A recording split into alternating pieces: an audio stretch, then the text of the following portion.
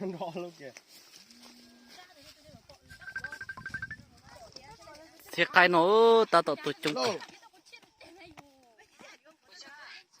Quá gì?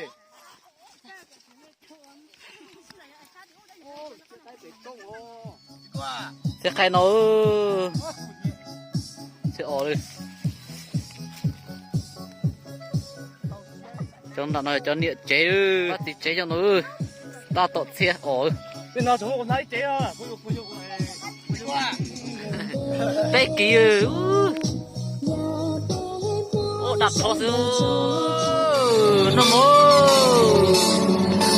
trong tổ nó ơi và khiến nó đặt thì nó ơi cho nó bên nó ơi chưa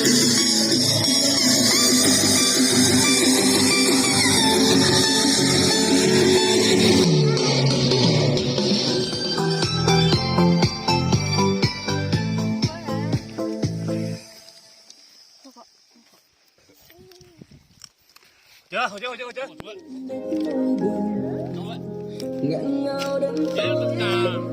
cho đi chẳng nhận lại đánh đôi được quần áo chờ ra du áo chờ liên mình ra rồi mở bên phòng nó nhá bên nó vào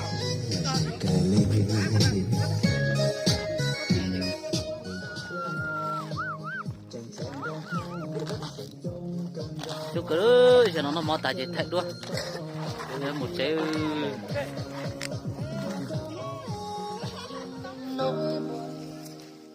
có nhói lòng hay chỉ như thoáng qua yêu ai để không chịu những tổn thương kiếp này em hạnh trang bước đi cố quên những ngọt ngào mình từng có với nhau sao mình phải kết thúc anh nhớ mình những ai nào ngờ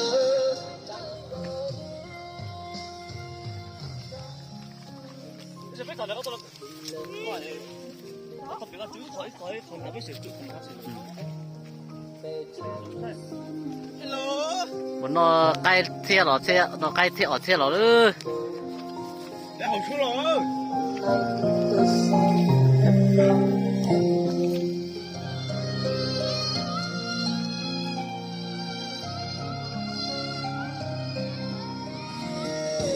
vì em ra đi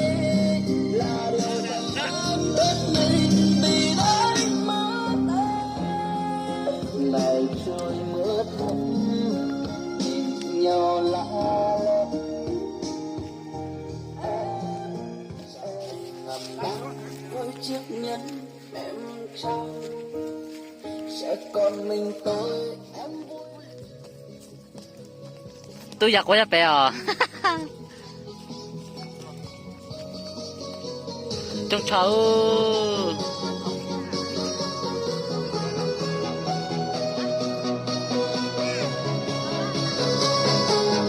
ôi trời